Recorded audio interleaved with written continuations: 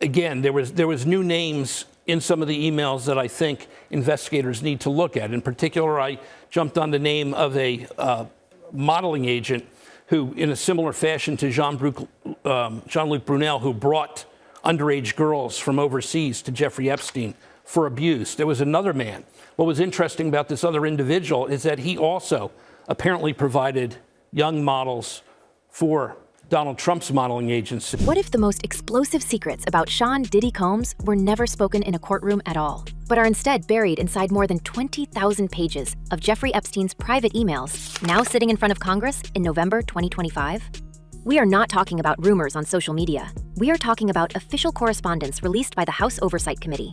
Emails that already reshaped how people look at Epstein's ties to Donald Trump, and now, according to committee staff, are being combed for repeated mentions of Diddy's name. In those same documents, we see Epstein using casual references to the girls in exchanges from 2011 and 2019, the same timeframe federal agents say Diddy was allegedly hosting days-long freak-off parties that witnesses described in his 2025 trial.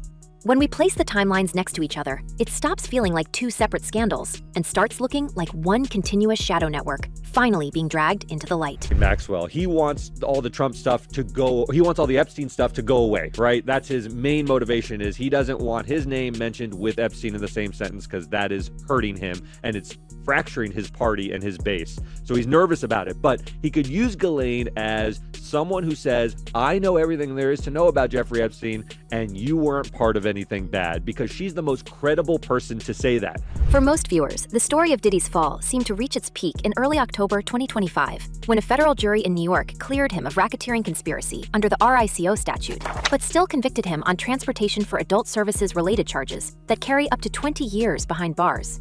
Prosecutors laid out a pattern that began in the mid-2000s and ran for roughly 2 decades, describing how assistants allegedly arranged travel, booked luxury hotels, and bought supplies for his so-called freak-offs, where commercial companions were paid to participate in carefully staged, private encounters.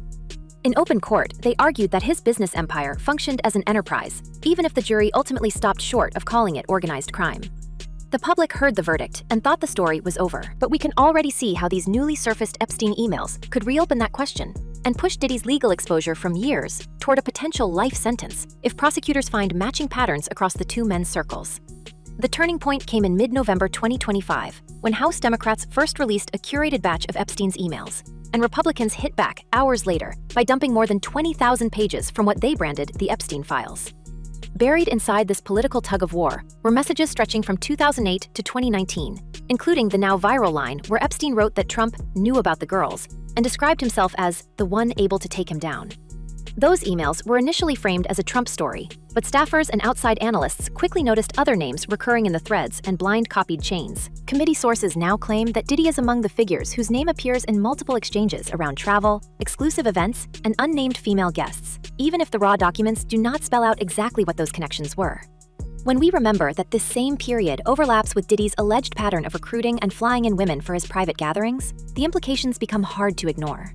I think it reinforced the research that I did on my book, that Jeffrey Epstein has always viewed himself as smarter than everybody else, and he also has collected people all along the way, particularly over the 2 decades through his trafficking. And that was always to get secrets and bits of information about individuals that he could pass to other people he trafficked in. On paper, Diddy's trial and Epstein's files were supposed to be separate chapters of a long, messy saga about power, influence, and exploitation.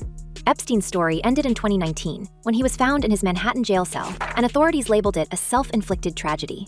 For years afterward, conspiracy forums obsessed over the idea of a secret client list and hidden compromat from his private island and flights. In Diddy's case, the narrative was more straightforward. A music mogul turned brand tycoon, accused in a sweeping September 2024 indictment of using his employees, record label, and companies to coerce women into degrading marathons of private scenarios and to silence witnesses with intimidation, payouts, or both. By June 2025, jurors were hearing about alleged kidnapping, arson, bribery, and forced labor woven into his lifestyle. From the outside, these looked like parallel scandals. The emails threatened to change that by suggesting that the same coded systems and elite social circles may have overlapped more than anyone realized. When we read how Epstein wrote to Ghislaine Maxwell in 2011, dropping a line about Trump as the dog that hasn't barked, and noting that a young woman spent hours at his house without triggering interest from any police chief, we get a taste of how casual and confident he felt about moving people around without consequences. Investigators who have reviewed the larger tranche say this nonchalant tone runs through messages about flights, island visits, and late-night drop-ins by media figures and political players. Now, compare that to witnesses in Diddy's 2025 trial who testified about being told to see nothing, hear nothing, say nothing, as they booked private jets, sourced substances, and cleaned suites after multi-day freak-offs. Former assistants described buying pills and other supplies, arranging cross-state travel for commercial companions, and securing hotel security footage to keep scandals contained. Different men, different industries, but to federal prosecutors watching both sets of records, it starts to look like variations of the same playbook. Same kind of extortion that we heard when Cassie took the stand and testified on that airplane ride back from France. Diddy said, "You don't do a freak off, I'm going to release one of the freak off videos that you are profiled in and humiliate." The RICO angle is where everything suddenly feels more dangerous for Diddy. In the first trial, prosecutors tried to convince jurors that his record label, fashion ventures, and entourage formed a criminal enterprise run to serve his desires and shield his image, citing at least 5 potential predicate acts: trafficking, arson, bribery, controlled substance distribution, and kidnapping. Legal experts noted that from 2018 to 2022, the government won convictions in more than 97% of cases where RICO was the lead charge, which is why the split verdicts surprised so many observers. Now, insiders say those same prosecutors are quietly analyzing Epstein's mails to see whether Diddy's alleged actions can be tied to a broader network of enablers and facilitators that crosses industries and borders. If they can argue that his behavior mirrors an Epstein-style enterprise rather than a one-man abuse pattern, they gain fresh leverage to argue for a sentence enhancement that edges closer to life. We also have to look at how the culture around these two men prime the ground for this moment. In the months before the November 2025 email release, Trump's own allies were calling the new disclosures a manufactured hoax, accusing Democrats of cherry-picking messages to smear the former president, even as media outlets pored over Epstein's typos, arrogance, and strange writing style. At the same time, entertainment headlines were dominated by graphic testimony from Diddy's ex, Cassie Ventura, who took the stand in May 2025 and described 4-day freak-offs, bruises hidden under hair and makeup, and threats involving rivals like Kid Cudi. Jurors heard about car explosions in December 2011, surveillance footage bought for 6-figure sums, and a long list of celebrities who were around the mogul's orbit, but not necessarily involved in wrongdoing. When we put those timelines and atmospheres side by side, the idea that Epstein and Diddy moved in completely separate worlds becomes harder to defend. This was when his personal assistant was on the stand, and they were asking him about that he had witnessed that Sean Diddy Combs had taken, and he talked about and he said that one of those pills was in the shape of President Obama's face. Got some reaction from the juries as if just to make an acknowledgement as to, oh, that's really interesting. That was in the shape of President Obama's face. Behind the scenes, former staffers say the overlap is not just about famous names showing up on the same party lists. People who worked adjacent to Epstein have told reporters that he relied on a core set of fixers to manage flights, front companies, and non-disclosure agreements, often using vague phrases and shorthand in emails when sensitive topics came up. In Diddy's case, 30-plus witnesses walked jurors through how assistants, security guards, and executives allegedly became part of an internal ecosystem that normalized obtaining substances, recruiting companions, and shielding their boss from fallout. One ex-assistant testified to being kidnapped in a vehicle so Diddy could confront Kid Cudi. Another described cash offers in exchange for silence after a hotel hallway assault in 2016. The new question prosecutors are asking is whether any of the names or entities in Epstein's correspondence line up with the structures described in Diddy's indictment and trial testimony. 4 years, 2 months in prison. Wow. He served a year. He gets some time. He gets 15% credit. So he'd be at 14-ish. 2.5 years. 2 months. So, and then he gets another 15% in the remaining. Yeah. He's out in 2 years. Yeah. Should have stuck with the original guest. I know. Yeah. There is also the matter of how these leaks rip through the rest of the celebrity world. The original 20,000-page email release already dragged in Trump, Prince Andrew, and high-profile journalists like Michael Wolff and former New York Times staffer Landon Thomas Jr., whose ethics issues forced him out of the paper in early 2019 after editors learned he had accepted access to photos that may never have existed. On the Diddy side, the trial record reads like a who's who of modern entertainment. Ye releasing a track with Diddy's voice in March, Kid Cudi linking an exploding car in January 2012 to a feud over Cassie, Don Richard describing an alleged punch in a restaurant, while Usher and Ne-Yo were nearby. and 50 Cent using the whole affair as fodder for a planned docuseries. Insiders now claim that some of the same social circuits appear in Epstein's emails, not as co-conspirators, but as recurring guests and names on forwarded invitations. That matters because it raises a chilling possibility. If Diddy's communications start to mirror Epstein's, investigators may decide that what looked like isolated misconduct is part of a much larger, coordinated pattern.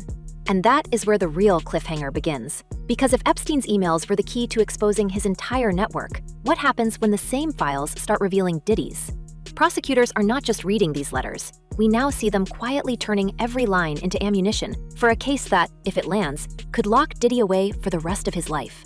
They have something the first jury never saw in full, a written trail from Epstein's world that can be laid right on top of sworn testimony from Diddy's 2025 trial to argue that this was not random chaos, but a continuous system. When federal teams talk about a criminal enterprise under the RICO statute, they are really talking about patterns, routines, and roles, not one shocking night in an LA hotel. So they are lining up names, dates, cities, hotel chains, and even private jet routes to see whether the same supporting characters who moved people around for Epstein also show up on the edges of Diddy's so-called freak-off marathons, where assistants described carefully scheduled encounters, purchased supplies, and rapid cleanups after the fact. If those overlaps look too precise to ignore, RICO comes back into play in a far more dangerous way than it did the first time. If anyone, I'm happy to go. So we think that's just absolutely inconsistent with the jury's verdict. I mean, the jury's verdict was resoundingly clear. There was no trafficking, there was no racketeering, everything was consensual, everything was adult, which is why he was convicted only of the offense. What we feel happened today was that the judge acted as a 13th juror, yes, one that we did not choose, and that he second-guessed the jury's. That is why legal analysts keep coming back to that number prosecutors love to quote in other cases. More than 97% of RICO defendants from 2018 to 2022 were convicted when that charge was the centerpiece. In Diddy's first trial, jurors balked at going that far, even after hearing about alleged kidnapping, moments in 2011, a luxury car explosion, and hotel staff who said they were offered money to stay quiet after a 2016 hallway assault. Now, Justice Department specialists can take those same incidents and plug them into a wider grid built from Epstein's correspondence, which consistently shows an older man relying on staff, coded language, and private travel to keep his darker habits insulated. We are watching them test a simple storyline in their filings and leaks to the press. If the emails prove that Diddy's behavior sat inside a broader, structured network, then his conviction stops being about bad choices and starts looking like one more chapter in an ongoing enterprise. We can see how detailed that cross-referencing has become when we look at the way prosecutors used witnesses in the first case. They put 30-plus people on the stand to build what one former prosecutor called a puzzle of predicate acts. Intimidation here, arson there, supplies purchased for long private sessions in different states, and associates flown in and out with their travel handled by the same internal teams. Those same investigators now have access to more than 20,000 pages of Epstein's emails, stretching from 2008 to 2019, including threads that talk about travel to specific resorts, private islands, and major coastal hubs at exactly the same time Diddy's business calendar shows tours, appearances, and private events. It does not take a conspiracy theorist to understand what happens if even one name from Epstein's logistics circle appears in messages, invoices, or testimony connected to Diddy's freak-offs. Suddenly, RICO is not about one man weaponizing his own company. It is about an overlapping support web that might have been servicing more than one powerful client. He did a whole lot to a whole lot of people, and now he's paying for it. So all these cats, I guess y'all get y'all visitation rights. Some of y'all can get y'all conjugal visits right with them. I don't give. Behind the legal language, there is a simple narrative prosecutors hope to sell to a sentencing judge. This was not a phase. It was a lifestyle, built like a machine. Witnesses already testified that Diddy's employees bought substances, coordinated companion travel, and even hunted down surveillance footage for six-figure payouts after violent incidents. Epstein's records, meanwhile, show him bragging in 2019 that Trump knew about the girls and that he understood how to weaponize information against powerful friends. While staff like Juan Alessi recalled being instructed to see nothing, hear nothing, say nothing around his guests. Put those two worlds together, and we get exactly what RICO is designed to punish, at least in the eyes of the government. A stable structure, staffed by insiders, that allowed a celebrity to indulge extreme behavior for years, while others kept the engine running. If that link is established to the court's satisfaction, the sentencing range jumps from a handful of years towards something closer to a life term. And while all of that plays out on paper, Diddy himself has been reinforcing the prosecutor's story from inside his cell. Within days of arriving at FCI Fort Dix after his October sentencing on transportation for adult services-related charges, he landed in disciplinary trouble for a three-way phone call that prison officials say broke clear security rules. The call, logged on November 3rd, involved an unnamed woman and an added male voice, and the topic that jumped out of the transcript was not family or faith, but blogs, and a request for 200 singles in cash. He told staff it was about preparing a statement for a major newspaper, and his team insists it was protected legal communication, but corrections officers see it differently. Multi-party calls are banned because they are classic tools for coordinating outside moves, whether that means substances coming in, intimidation going out, or just narrative management that goes well beyond a standard appeal. Bankman-Fried were in the unit that was one floor above mine. So in terms of like the setting, it's a fairly decent chance that the room I'm describing is similar to where Diddy is. Yeah. What makes that phone infraction so damaging in the court of public opinion is how much it echoes the exact arrogance Epstein's emails reveal. We see the financier casually +++ typing about Trump, Ghislaine Maxwell, and serious accusations with typos everywhere, apparently convinced that his untold wealth makes him untouchable and that no one will ever scroll through his inbox line by line. Diddy's situation now looks uncomfortably similar.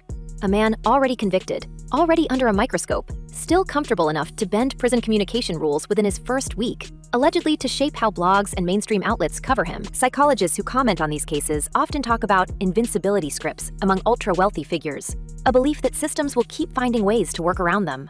When prosecutors walk into court asking for a harsher sentence, they can now point to that call as proof that the mindset did not end with the verdict, and that any lingering enterprise could still be active. At the same time, Diddy's own rehabilitation story has become part of the narrative in a way that cuts both directions. His lawyers pushed hard for him to be placed in the RDAP unit, the Bureau of Prison's most intensive substance treatment program, arguing that decades of excess fueled the worst of his behavior, and that he is now sober for the first time in 25 years. He has also secured one of the most coveted jobs in the facility, serving as a chaplain's assistant with access to a relatively comfortable office and the chapel space where inmates can gather more freely than on the tiers. On paper, it sounds like a man trying to change. Yet when those same court filings describe freak-offs as days-long sessions built around pills and other substances, and witnesses recall him carrying bottles customized with Barack Obama's face printed on them, the RDAP placement looks less like a fresh start and more like confirmation that the government's description of his past was accurate all along. Judge who this job was a upgrade. He took a massive pay cut. He was an accomplished litigator. He has a pedigree that most law students would envy, and he's a very, very brilliant man. And while all eyes are on Diddy, the impact of these letters and cross-check timelines is spreading outward in concentric circles. Every name that surfaced in his trial as a witness, a bystander, or a party guest is now being revisited in light of the Epstein disclosures, even when there has been no allegation of wrongdoing against them. Usher, for example, was mentioned in testimony about a 2010 restaurant incident where Dawn Richards says she saw Diddy punch Cassie Ventura while Neo and other industry figures sat nearby. Cassie herself spent days on the stand, describing 4-day freak-offs, bruises hidden under hair and makeup, and threats that allegedly extended to people like Kid Cudi, whose car later exploded in his driveway. Now, when analysts talk about the letters, they are not just asking whether Diddy's name appears. They are asking whether any of these surrounding figures show up on guest lists, travel manifests, or email threads that originated in Epstein's circle. Industry veterans say the phone calls and quiet texts have already started. One former road manager claims that publicists for big names who were merely in the room at certain Diddy events are scrambling to check whether their clients ever crossed paths with Epstein-linked venues or donors. 3 longtime insiders insist that at least 2 artists who attended Diddy's famous white parties in the Hamptons are now consulting lawyers about how to respond if their names surface in document dumps, even though no one has accused them of anything beyond being in the same social orbit. Legal experts warn that if prosecutors succeed in selling the idea of a larger network around Diddy, the next logical step will be subpoenas reaching into the calendars and DM logs of people who assumed this was someone else's scandal. The letters turn vague gossip into something closer to a roadmap, and that is exactly what frightens the entertainment ecosystem. People I don't think realized was he had cameras all over the place, unbeknownst to them. And now he has all that footage, supposedly. This is what I'm told. So it's going to be really interesting to see what happens if, you're a huge iconic, TV star or movie star, and you're in some... That fear is magnified by how often celebrity witnesses in Diddy's trial described standing just on the edge of the worst behavior. Dawn Richards said no one intervened at that restaurant. Former assistants talked about seeing Cassie show up at the Beverly Hills Hotel with injuries after a private concert at Prince's house, or watching her style her hair to hide stitches before performing at Drake's OVO Fest in 2013. Jurors heard how Kid Cudi's address was allegedly given to Diddy before his home was broken into and his car torched, and how 50 Cent publicly taunted the mogul with social posts, while also working on a streaming docuseries titled Diddy Do It. Now picture that same mosaic laid against Epstein's emails, which mention everyone from Prince Andrew to high-profile journalists and political operatives. The question prosecutors are quietly asking is not just who knew what, but whether silence and proximity can start to look like participation when patterns become impossible to ignore.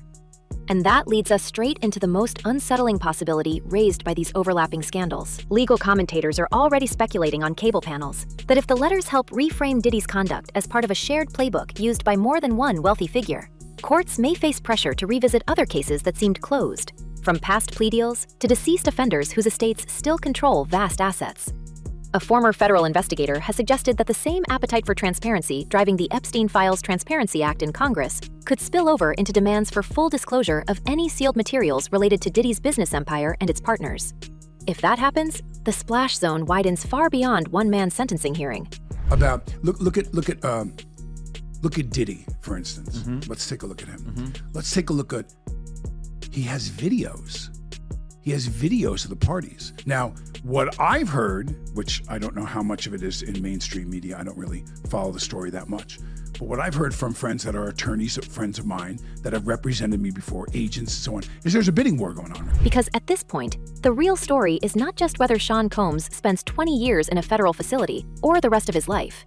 It is whether these letters will crack open an entire era of celebrity power and show that what looked like separate storms were actually the same weather system all along. So we have to ask, when the final pages are read and the last name is unredacted, will the world be looking at a fallen music mogul who went too far? Or at the first domino in a chain that stretches across Hollywood, politics, and the billionaire class in ways we have not even imagined yet? Let us know what you think in the comments, because this story is not slowing down anytime soon. And until the truth is forced into the light, we will be right here, watching it unfold with you.